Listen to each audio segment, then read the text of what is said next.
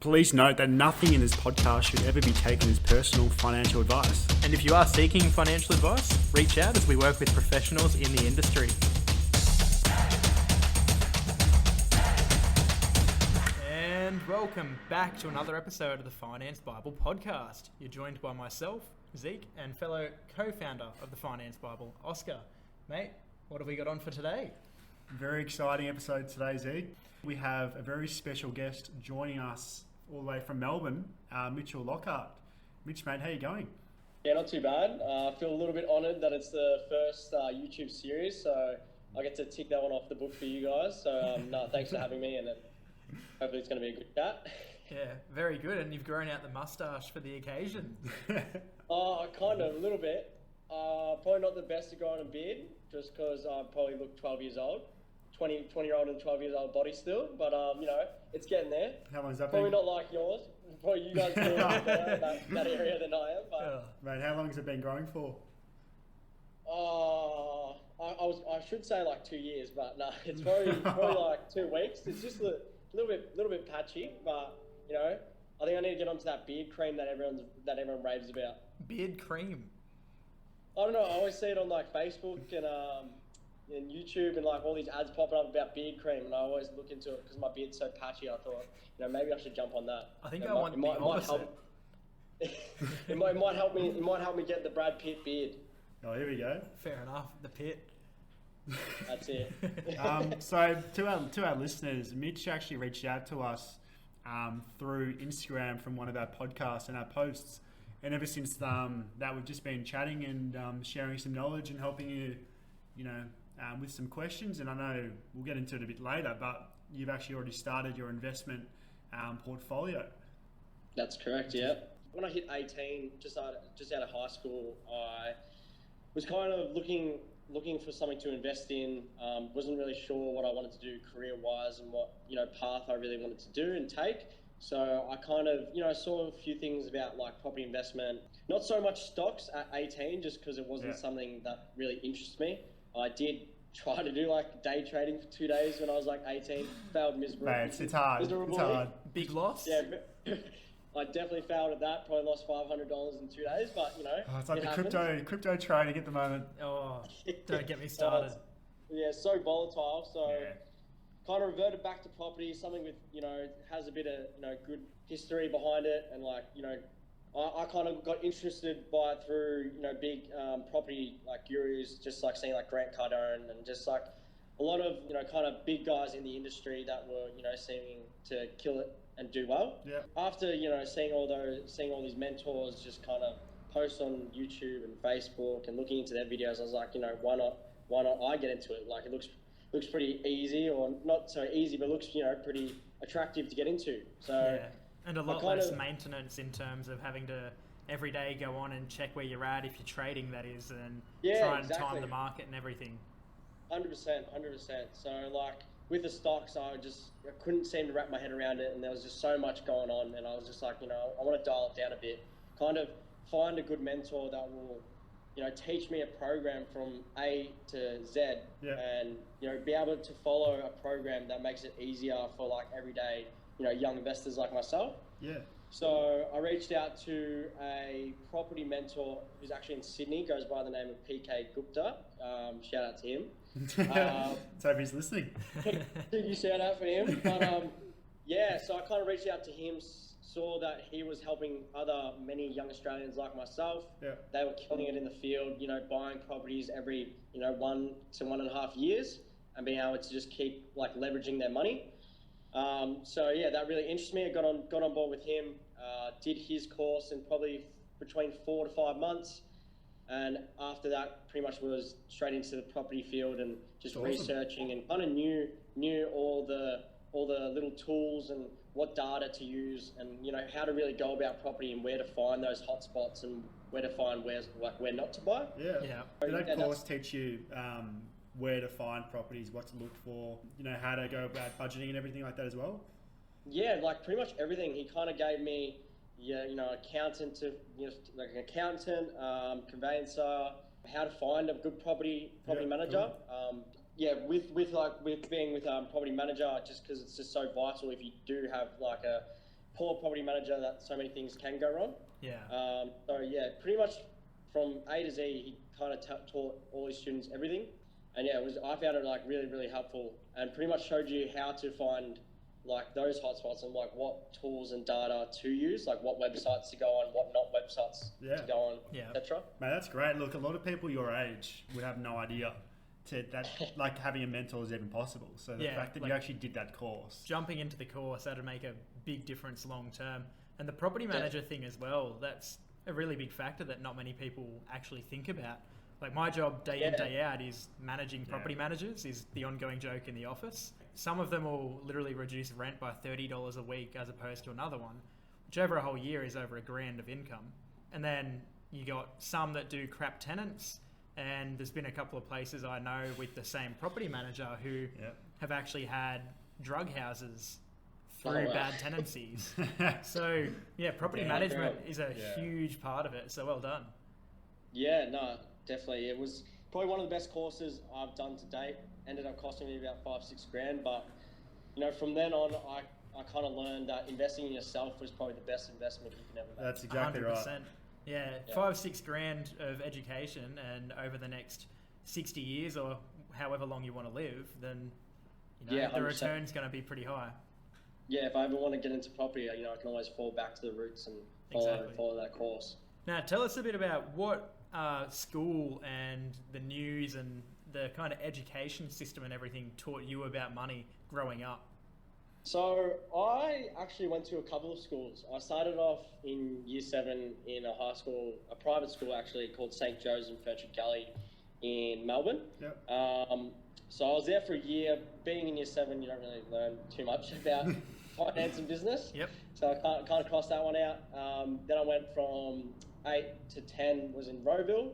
They were slightly better in the later years, in year 10, when, you know, some of my teachers kind of got on to me saying, like, you know, you should probably, you got a business mindset. You should, you know, look into studying law or business, or combining the two, just because they go hand in hand. Mm-hmm. They weren't too bad in that sense, with kind of helping me what pathway to choose.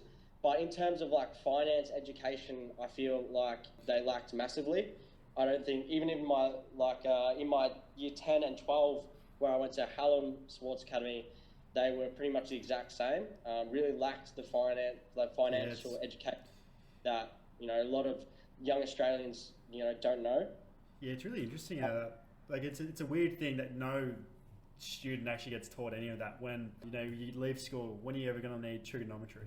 Yeah, or like exactly. Algebra or any of that. Like, you might need it for some jobs, but 98% of professional jobs, you're not going to need it. That's the trouble in school. Almost everything you learn is job specific. You know, in maths, when you're learning about like finding out the volume of pools and stuff like that, who's going to need that apart from people who do that for a living? Whereas finance is something that everyone kind of needs in their day-to-day life. I mean, geography, you could argue some people would use, like, it's good to know where Islam and Iraq and that is, but apart from that, it doesn't really do much for you, does it? So, mate, just because, you know, obviously you didn't get any, like Zeke and myself, no one taught us finance information, how it all works. Did your parents teach you it all growing up, or was this something you kind of developed yourself before the course and after the course? My parents probably weren't very finance minded. You know, they were good in ways. They taught me that I had to work hard for my money. They didn't just give me like an allowance and kind of, you know, just be like, oh, here's $100 a week, you know, that's it, go away, sort of thing. So in terms of working hard for my money, my mum and dad were pretty good in that sense. But when it came to like investing, more about like financial investments, I probably didn't learn anything from them, which was, you know, I would have loved to learn bloody finance at the age of 9 and 10, but, you know, that's I think we all would all be bloody billionaires by now. You know, I always, you know, when I say to my mum and dad, oh, mum and dad, why don't you, you know, set me up an investment fund in the S&P 500? You know, I could have been a millionaire by now. Literally. But yeah, at the end of the day, I'm still, you know, lucky enough to have found an interest in finance at definitely, 18. So So still at somewhat a young age. A lot of people my age probably don't find an interest into it until probably their 50s and 60s when it does really matter. That's what we find day in, day out when we're speaking to clients. The majority of the clients are, like you said, maybe in their 50s or late 40s. I think it's the thing where they hit about 52 years old and they go, oh, I'm sick of working. And then they go, how do I retire? Yeah. And they got 300K in their SIRP and they go, holy crap. Like, that'll last me at 80 grand a year. That's not even 3 full years. Yeah, exactly. Yeah, it's and insane. That's when they seek help. It's wild. It's wild that people care when it's pretty much too late. Yeah, and you it's can like set jumping it all off up. a cliff and then going, hang on, where's my parachute? Yeah, exactly. And you can set it all up when you're younger. So, like what you're doing now, the start of it, you could be finished when you're like 35, 40. Yeah, easily. And then you're literally set for life.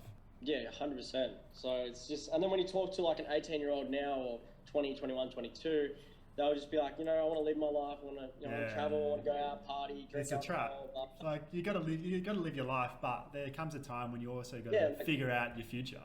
And you can do both at the same time, Yeah, live in between your means. Like, don't go spending getting like a $60,000 car and all these bad financial investments, so to speak. Like, it's kind of beyond me. Like, when you really open your eyes and start to dive deep into the finance world, it's truly an eye opener, and it will really help you progress in the right way. Yeah, and like us, once you're in the mindset of investing, and you see other people just spend all this money on things, you think to yourself, you do. Oh, what is going on? But that's kind of what we're trying to help a lot of our listeners, because the majority create of them the are awareness. like that. And obviously you're more advanced in a way and frugal, like we like to say.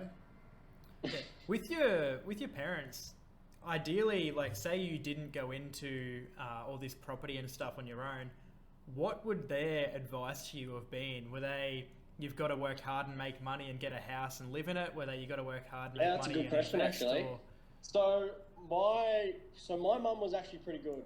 My mum, I probably haven't told you this, but I'm actually an actor as well.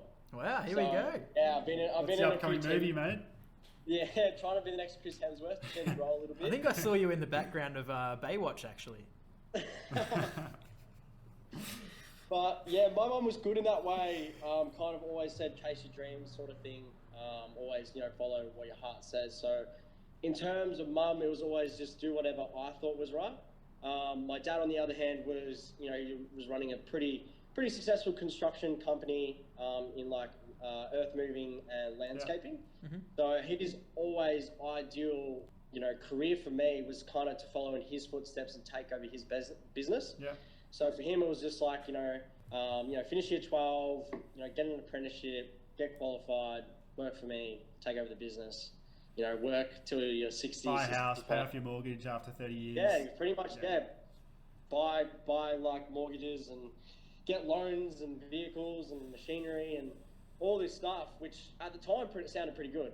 When you're 16, 17, you're like, what a life. Machinery, big house, all this, blah, blah, and, it was kind of appealing to me at that age. While where I am now, I'm just that's kind of not where I want to go and what I want to do, because there's so many more avenues to make money and better ways to make money, so that, in the end, you can be 40 or 50 and be retired and, have that freedom to go, all right, I want to go to America, I want to go to the Bahamas, and just be able to go whenever you want. Be able to do pack up now, go tomorrow. Not be not be able to tie to my chair and be like, oh, I've got to, work my 9 to 5 until I'm pretty much dead. Yeah, that's exactly the biggest problem that we're trying to root out for all of our listeners. Don't be stuck in that chair from 9 to 5 until you're dead. I love that from you. That's a good quote. And the thing is, anyone can actually get out of that chair.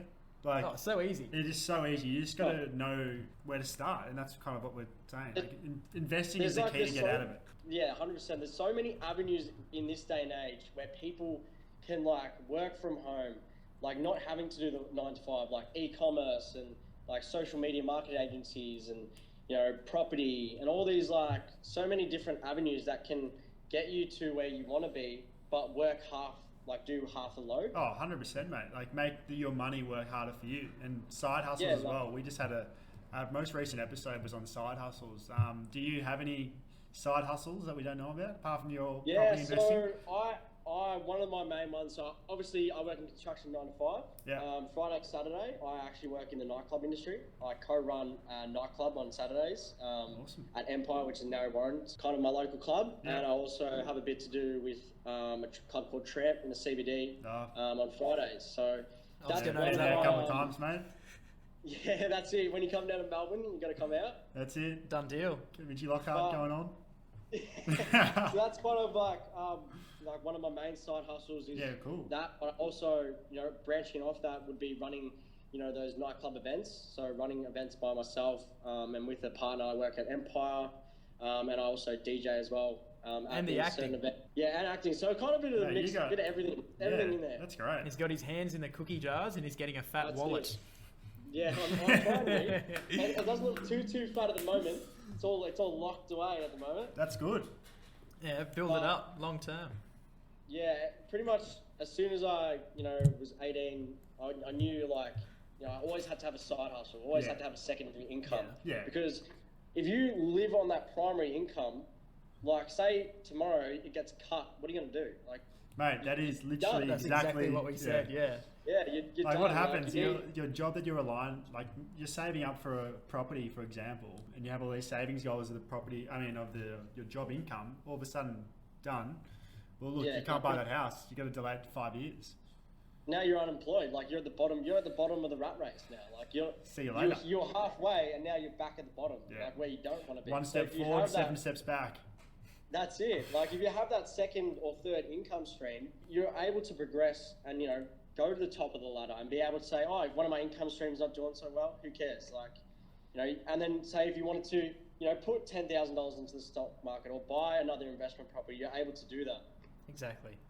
Now tell us a bit about your first property, how you kind of saved your deposit for that, or what kind of deposit you did, where you bought, what sort of house it was, the kind of returns and stuff that you're looking at with that property.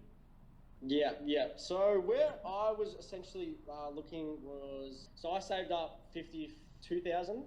So that was what I originally saved up. Contacted my mortgage broker with the course I did, referred me to. Mm-hmm. Saved up $52,000. Kind of went through that pre-approval process, which is annoying and takes long. I hate that process. Yep. And then where I looked was I used a website called DSR. I'm not too sure if you know of it. It's called DSR. So it's pretty much like all the data about property. So you can type in, say, if you want, you want a property with 2% yield.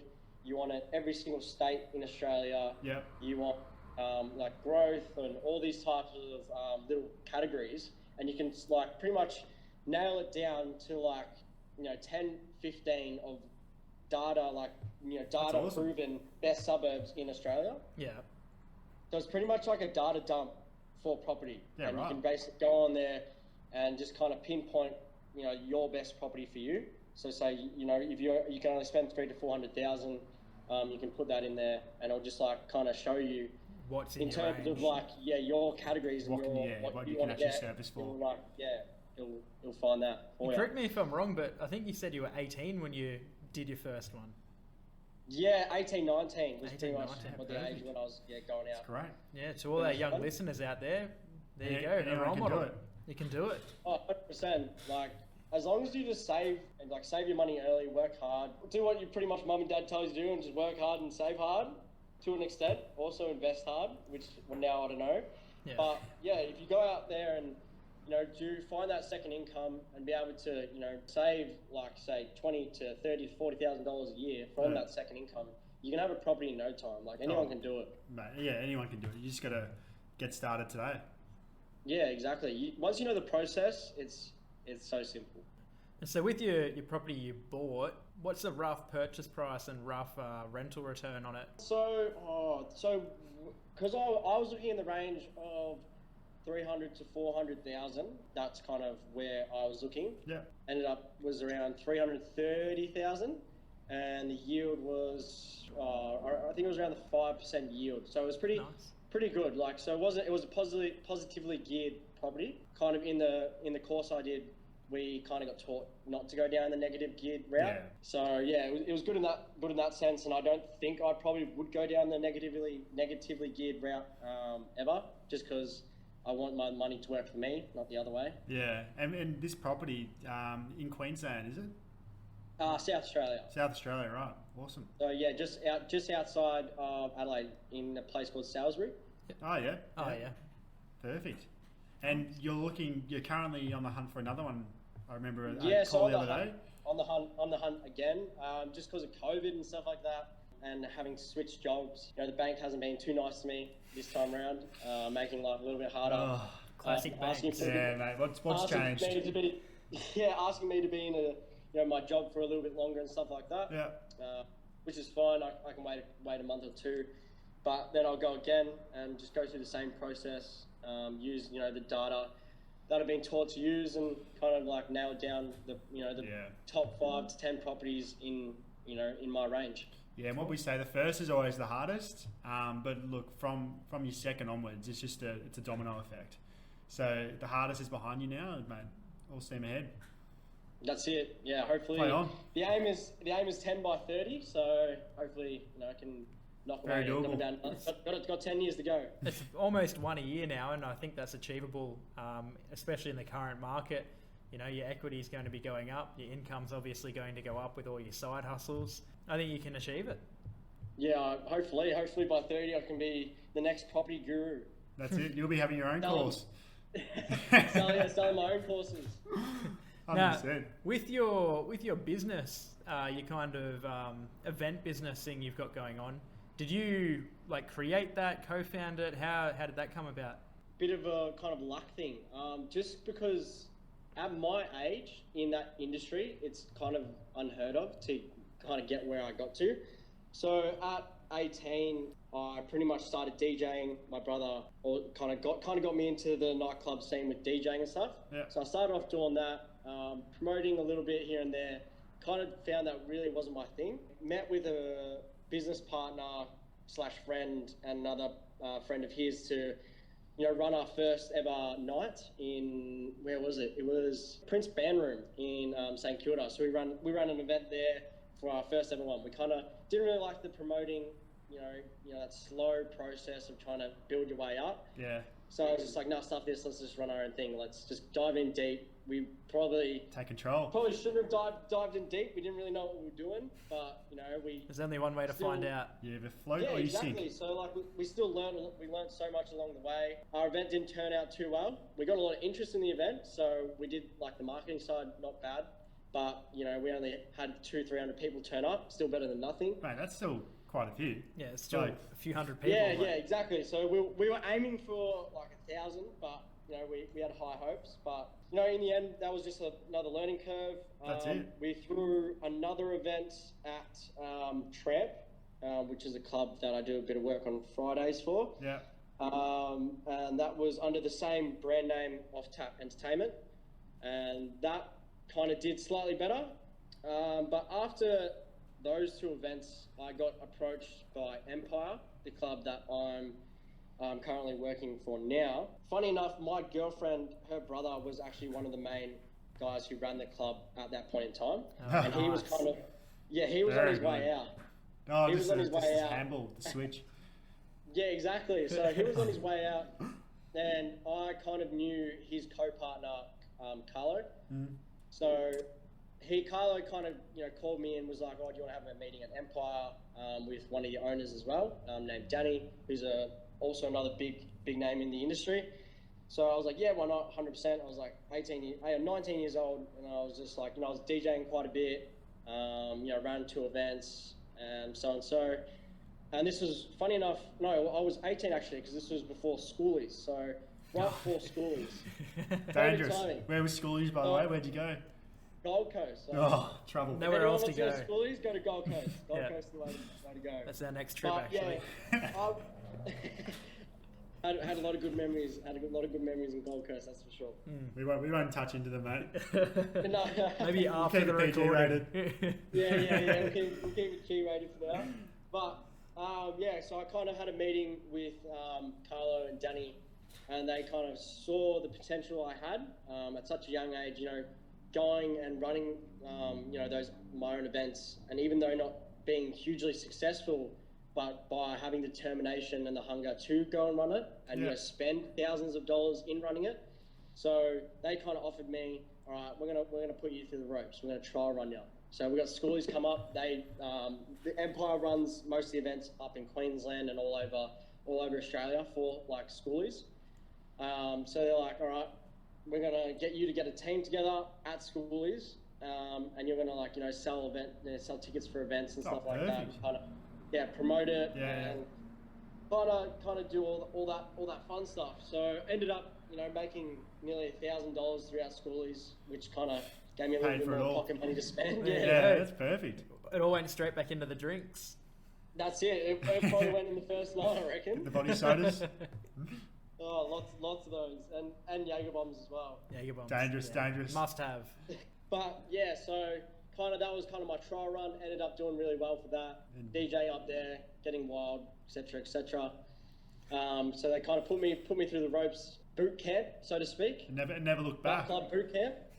Got to do it all steam forward.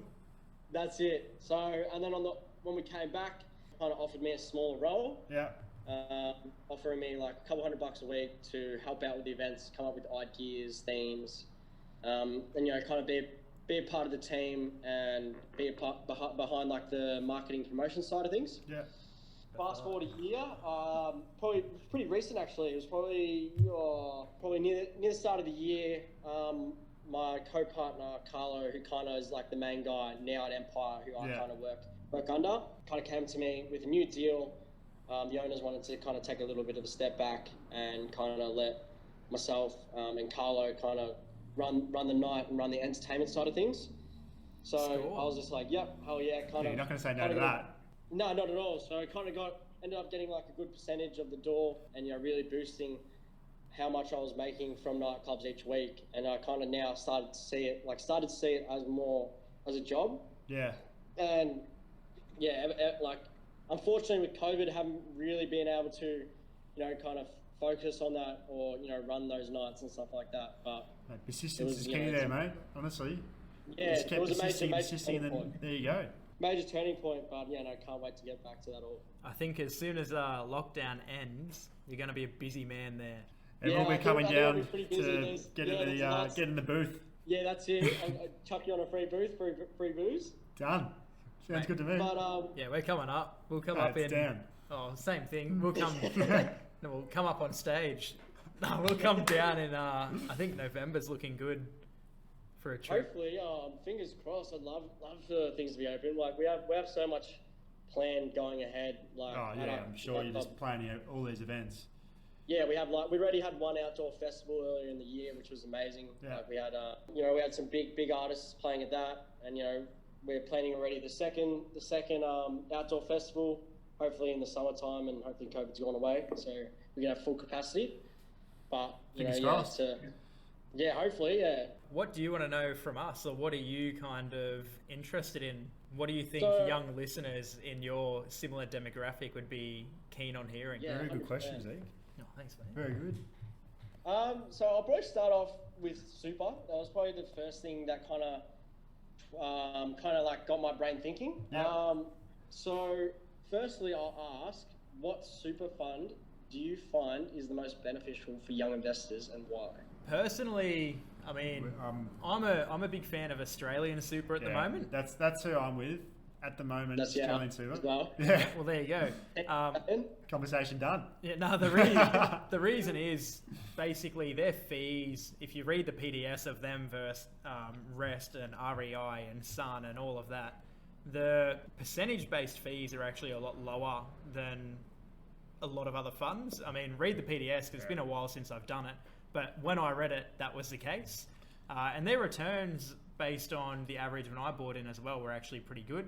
And the different options and everything they've got, the different access to insurances and that kind of stuff, I just clicked well with them. They were super easy to set up. And the mobile app's easy. Yeah, that's another thing. Like being able to jump on the phone and just check, like, oh, my investment return for this year was $2,000. Yeah. Like, and the thing with super, like industry super funds, which everyone probably listening to this is part of one of them, Like Zeke said, the percentage-based fees. So those funds, the higher balance you have in your super, the higher the fee is going to be, obviously. So like AMP, for example, they just absolutely rip you a new one with the fees. So yeah, you do have to check, especially if you have quite a big balance. Always check your the PDS for the fees. But down the track, self-managed super funds are the way to go, we think. Just because the fee structure is fixed, doesn't fluctuate with the balance. But yeah, that's a chat for another day. Yeah, so because I'm so young and I don't have a crap ton in super, I can have a percentage-based fee and it's actually cheaper than a fixed fee right now. Yeah. But in 10 years' time, when your balance I'll have to revert that because the percentage will be higher than the fixed fee of a self-managed fund. So that's kind of how I'm going to do it. Oscar's the same, and you're probably the same now too. Yeah. And everyone listening is probably the same now too. Yeah. Yeah, exactly. So another question, do you find, kind of going off that, do you find that the index options saying like Sun Super, Rest, are ideal to young investors for their low costs that they offer? It's a yes and a no question. Rest, for example, I was originally with them when I first begun working, that is. Their returns versus Australian super at that point in time were quite lower after you take like their net returns, take the fees into account and everything. Sun Super, I think they weren't performing so bad back then. They've actually historically been alright. Yeah, I think historically they're still not too bad, but yeah, they weren't the worst. They're not on AMP's level. Yeah, the other one to look at is Host Plus. That's one the Barefoot Investor talks about, that one. Mate, Scotty Pave. Yeah, the Host Plus Balanced Index. Mate, Scotty Pave, yeah, he's a massive ING advocate as well. Still looking for that sponsorship, by the way. You know, with Host Plus, they've got really low fees. So even though their actual percentage return isn't as high as, say, Oz Super, the fees on Oz Super are a bit higher than Host Plus. So they both come down to about balanced. But yeah, that's depending on a lot of things. And again, haven't read the PDS of that for a while. So read the PDS. Yeah. Another one is, as a young investor, should we be aiming to put money into our super accounts? It's a brilliant question. It's a double-ended answer, that one. So yes and no. Now, the reason for that, for example, in my situation, I'm trying to build a property portfolio at the moment. I've got one tick. The second one I'll be able to do in a couple of months. If I start diverting a lot of my wage into super, then my servicing is going to be limited. So for me right now, trying to build up the first few, I need to keep as much money as I can in my personal name and not limit my borrowing capacity. But once I've got a couple and I've got that sustained income and my debt to equity ratio isn't that bad, then I will begin salary sacrificing a larger amount than what I am at the moment. Yeah, like I think it's good for young investors to put some money into their super funds now and then, you know, maybe a couple $100 a month, just to keep building up extra contributions. But if you are wanting to build that portfolio, I would say, like Zeke, I'm in the same situation. We're both focusing on our personal side of the thing, side of the equation, and getting our employer contributions to the fund. So it is still going up, but over time, after maybe 3 personal properties, we'll divert to the super and start building that up and get a property in there. Yeah, correct. So there's a few, it depends kind of what the individual is looking for, but that's kind of our stance on it. Yeah, nice, sweet. Good answer. Say if you're a young investor, where should young investors be looking to start their investing journey? Should it be property? Should it be stocks? Should it be investing apps like Spaceship or Riaz? I reckon, look, one of the first places I started investing was Raise, which is another app for Spaceship. So it's micro investing, so it rounds up to the nearest dollar as well. So that's just, I put $100 in each week, I think, and obviously it compounds over time. And then after a year on that, I kind of got into the ETFs. So, the NASDAQ, the ASX 200, or, a few different ETFs, just because the diversification was something I'm into, instead of like an actual direct stock, because I was pretty young. I didn't want all my money to be gone if the company had a bad night. Which is always the case, especially with the cryptocurrency at the moment. But I think ETFs are always a great place to start, because, it's a safer option compared to an actual, a stock. And then down the track, property, I believe, is the way to go. Yeah, so for me, similar, kind of different. When I was 17, 18, 19, I was really into the stock market. I did a lot of heavy research on, in particular, shares at that point in time.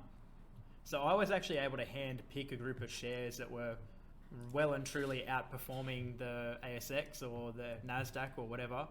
And then come COVID, I had all these great shares that I knew of. The market was down 30, 40%. I could jump back on them and they would go up a lot more.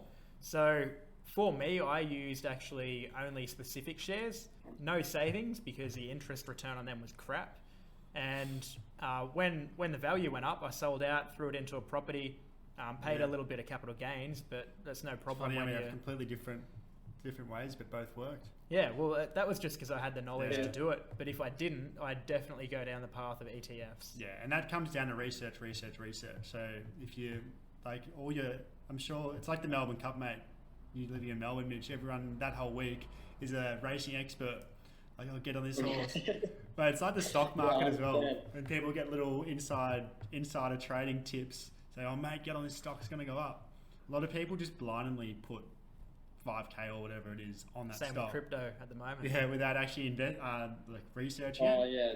So many blind investors. Oh, man. Everyone listening, you have to do your research because you never know. The stock market can crash overnight or have a massive dip like it is in crypto with the China situation. Yeah, and if you are going to invest, my number one rule is if you're going to take advice from someone, they have to be doing it themselves. If they're not, there's a reason they're not. Yeah, 100%. Two very good investors in front of me that I'm talking to right now. If they keep listening to your podcasts. What a man. And kind of getting insight. That's what I kind of said to Big a while ago that you two are probably the only ones in Australia that I know of that are doing, that kind of giving out that free content and just, giving back without asking anything. And it's so great to see because so many people in America and the States are doing that. Yeah. And kind of giving that advice and mentorship while you guys are doing it in Australia. No one else is doing it. So mate, appreciate it. If any listeners out there and they're listening to you guys, they're doing something right. No, mate, appreciate your words. Kind words. And mate, just look, we're probably running out of time, but look, before we finish it up, what would be, your number one tip for, people listening right now who are trying to save for a deposit? Maybe they want to buy their own house or an investment property, because you've gone through it. What would be your best advice? Yeah, good question, really. I'd probably, if I was 18 again, I'd probably look into ETFs or something like that, something like probably ETF or use like a spaceship sort of app and just kind of, put a little bit of money in there, just trying to, get into the market. But also at the same time, I would be saving as much as you can to get into the property market. Do your due diligence and go find that mentor. Yeah, wrap me up a little bit there. But go find that mentor and learn the ways, learn how it's done. Yeah. And from there you'll be able to just get as many properties as you want. Mate, that's great. That's great advice. Good advice. Mitch, mate, thanks for joining us, you legend. It's been a good meeting with you. You've shared some valuable insights for people looking to invest. Mate, what do we got happening coming up next week? Well, first I just want to say, mate, we look forward to seeing you down in Melbourne sooner rather than later. Thank you. Look, next week's podcast, we're actually going to touch on the 3 vital steps in creating wealth. Oh, very good. So another very in-depth podcast we're going to be diving into, mate. Until then, keep investing, keep budgeting, and keep listening. Thanks,